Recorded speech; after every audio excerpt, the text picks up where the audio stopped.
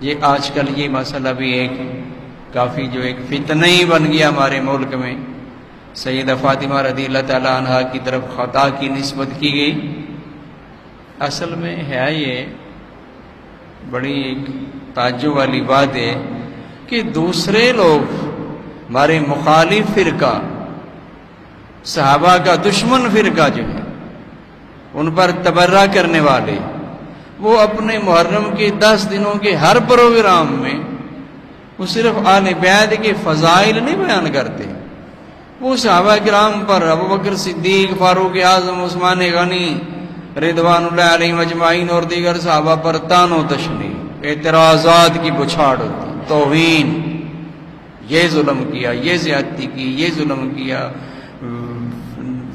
نبی پاک نے وصیت فرما دی تھی حضرت علی کے لیے کہ میرے بعد تم ہی خلیفہ ہوگے، تو یہ زبردستی چھین لیے انہوں نے خلافت۔ یہ ابوبکر اور عمر اور عثمان یہ تو ظالم تھے علیہ باللہ۔ وہ ساری کوئی تم سن لو، کوئی بیان سن لو تم روافض اور شیعہ کا، ان کے ذاکر وہی صحابہ پر تبرہ بازی میں، اعتراضات میں لگے ہوں گے۔ جو ہمارے مہربان جب ان مسائل کو واضح کریں گے نہیں، بتائیں گے نہیں، تو پھر نتیجہ اس کا یہی ہونا ہے کہ جو ذہن ان کے اپنے خالی ہوں گے ہماری عوام الناس کے، تو جب کوئی مسئلہ درپیش آئے گا تو پھر الجھ جائیں گے۔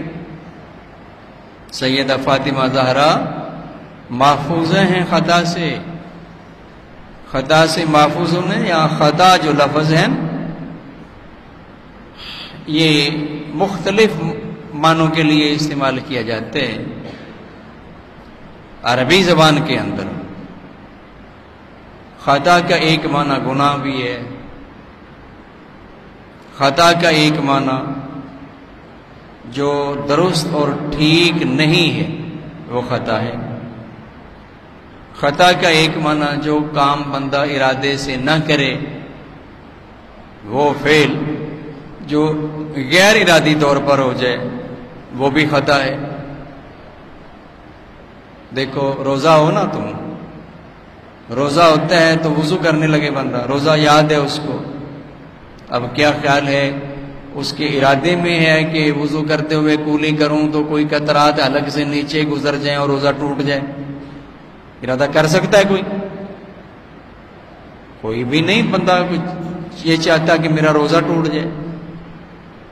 لیکن اگر وضو کرتے ہوئے اس سے بے احتیاطی ہو جائے، یہ نہیں چاہتا، یہ کولی کر رہا ہے کہ کولی کرنا بھی وضو میں سنت ہے، ناک میں پانی چڑھانا بھی سنت ہے، لیکن حلق سے قطرے اتر گئے تو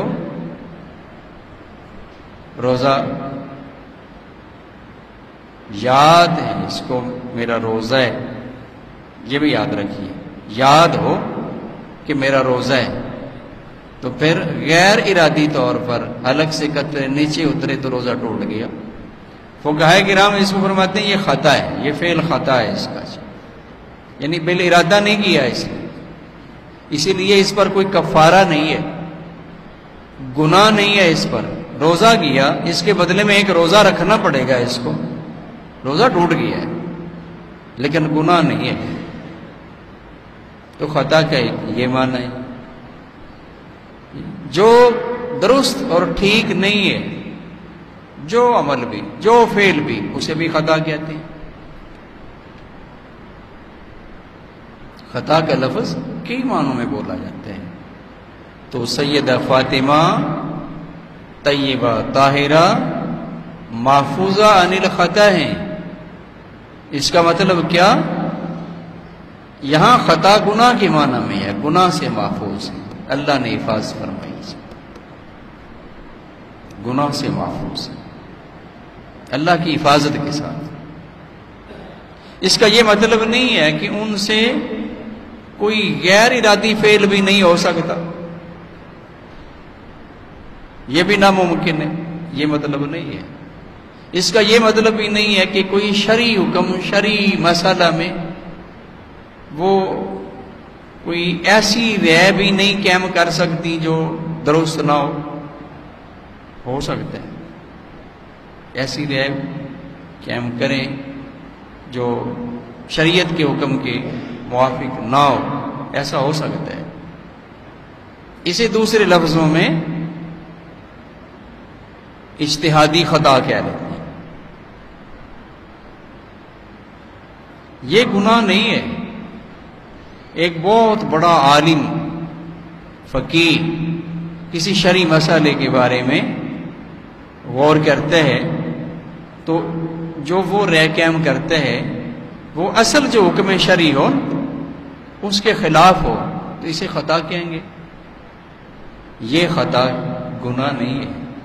اس خطا کی نسبت کی جائے ان کی طرف تو یہ گناہ کی نسبت نہیں ہے، ایسی خطا ہو سکتی ہے۔ تو یہاں بھی یہ مسئلہ جو ایک اٹھا اور پورے ملک میں اور پھر اللہ کریم فضل فرما دے ہم پر، اس میں خطا کی نسبت کر دی، خطا کی نسبت کر دی، گستاخی کر دی، بے ادبی کر دی، توہین کر دی، یہ سب جھوٹ تھا۔ یہ سب ان کو غلط فہمی، خود ان کو بات سمجھ ہی نہیں رہتے، ادھر بات بالکل ٹھیک کی گئی تھی۔ مسئلہ یہ تھا حضور نبی کریم صلی اللہ تعالی علیہ وسلم کا پاک ارشاد ہے لا نورث ما ترکنا فهو صدقۃ، ہم جماعت انبیاء ہمارا کوئی مال میں ہمارا کوئی وارث نہیں ہوگا۔ نبیوں کی مالی وراثت نہیں ہوتی، درہم دینار پیسے ٹکے یہ انبیاء کی میراث میں نہیں ہے۔ نبی جو کچھ چھوڑ جائیں فرمایا ما ترکنا فهو صدقۃ، جو کچھ ہم چھوڑ جائیں وہ صدقہ ہے۔ حضور کی میراث مال میں نہ تھی، ایسے ہی اہل سنت کے نزدیک کسی نبی کی بھی مال میں میراث نہیں۔ اب اس مسئلہ میں مغالطہ لگ گیا کچھ افراد کو، ان میں حضرت فاطمہ زہرا بھی ہیں کہ حضور کی مال میں میراث ہے، ہمیں حصہ ملنا چاہیے۔ حضرت ابوبکر صدیق نے ان کو سمجھا دیا، حضور کا فرمان سنا دیا کہ آپ نے فرمایا ہے کہ لا نورث ما ترکنا فهو صدقۃ، ہم جماعت انبیاء ہمارا مال میں کوئی وارث نہیں ہوگا، ہم جو مال چھوڑ جائیں وہ صدقہ ہے۔ صرف اتنی سی بات ہے۔ اب اس میں ذرا غور کیجئے، حضور کا فرمان ہے کہ ہماری مال میں میراث نہیں، حضرت فاطمہ زہرا ان کو مغالطہ لگا، انہوں نے سمجھا کہ مال میں میراث ہے، اس لیے حضرت ابوبکر صدیق سے تقاضا کیا، آگے سے انہوں نے رسول اللہ صلی اللہ علیہ وسلم کا فرمان سنا دیا۔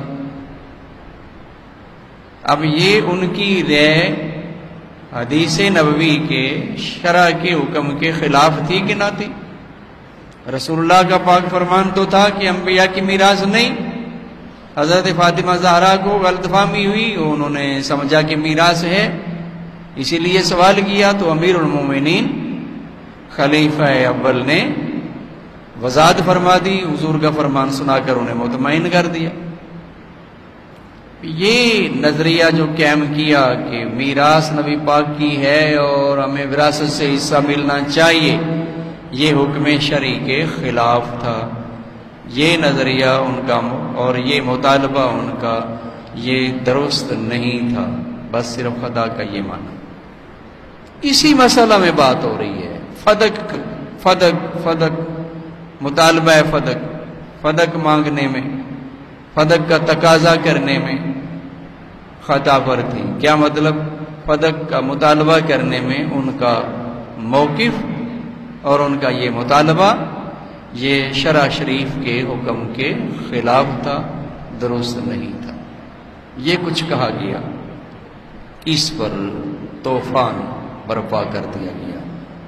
اللہ تعالیٰ فہم سلیم عطا فرمائے۔ کوئی گستاخی نہیں کی اس سنی عالم دین نے سیدہ فاطمہ کی۔ سنی کر کیسے گستاخی سکتا ہے؟ سنی اہل بیت کی گستاخی کرے؟ یہ ممکن ہی نہیں ہے سنی اور اہل بیت کی گستاخی کرے۔ ہمارے لوگوں کا حال تو یہ ہے، اللہ تعالیٰ ہم پر اپنا کرم فرما دے، بہت سارے ہمارے فہم سلیم کے تقاضے پورے کرنے سے بھی ذرا پیچھے ہٹے ہوئے ہیں۔ جو کچھ دوسرے لوگ کیے جاتے ہیں وہی ہمارے کیے جاتے ہیں، جو دوسرے وہ نہیں کرتے ہمارے بھی وہ نہیں کرتے۔ ناراض نہ ہونا، بات سچی اور کھری سی ہے۔ شیعہ صرف حضرت فاطمہ زہرا کے فضائل بیان کرتے ہیں اور باقی 3 صاحبزادیوں کا نام ہی نہیں لیتے، تمہارے لوگ کیا کر رہے ہیں؟ کتنے حضرت زینب کے بارے میں کتنا اہتمام کرتے ہو، حضرت رقیہ اور حضرت ام کلثوم وہ بھی تو حضور کی صاحبزادیاں اور حضرت فاطمہ سے بڑی ہیں، اور ہمارے بہت سارے بھولے لوگوں کو ان کے نام تک نہیں آتے۔ یہ تو حال ہے۔ اسی طرح حضرت علی مرتضیٰ کے فضائل اور ہر وقت اور پورا سال ہی جل سے، تو حضرت ابوبکر عمر و عثمان شیعہ ان پر تبرہ کرتے ہیں، ہمارے لوگ تبرہ تو نہیں کرتے، لیکن وہ تھوڑے لوگوں کو توفیق ہوتی ہے کہ حضرت ابوبکر صدیق کی عظمت بھی بیان کر دیں، ان کو سننے سنانے کے لیے اہتمام کر لیں، ان کی یاد، ان کی خدمات، ان کی مسائی جمیلہ۔ ایسی حضرت فاروق اعظم اور حضرت عثمان غنی ان کے حوالے سے۔ تو یہ سنی اور اہل بیت کی گستاخی کرے، یہ تو ممکن ہی نہیں ہے، اس لیے کہ افراط میں تو اس راہ کی طرف تو بہت سارے ہمارے لگے ہوئے ہیں۔ مطلب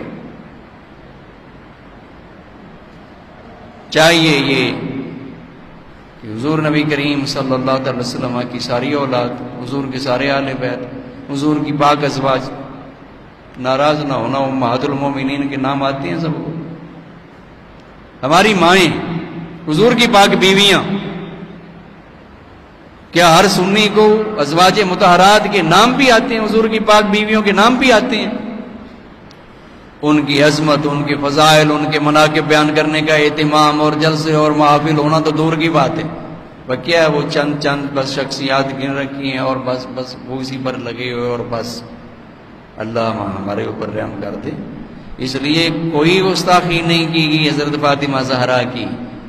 ہاں، رافضیوں کا رد کرتے تھے وہ عالم دین، رافضیوں کو، شیعوں کو وہ بہت برے لگتے تھے، اور کچھ سنیت کے لباس میں اندر سے رافضی ہیں، اوپر سے سنی ہیں، سنی کہہ رہے ہیں، لیکن نظریات، فکر، سوچ بہت سارے مسائل میں وہ ان لوگوں کا نہیں ہے، ان کو بھی وہ برداشت نہیں تھے، اس لیے ڈرامہ لگایا، تماشا لگایا، اور گستاخ کہہ کر کے اب ان پر کیا الزام لگے؟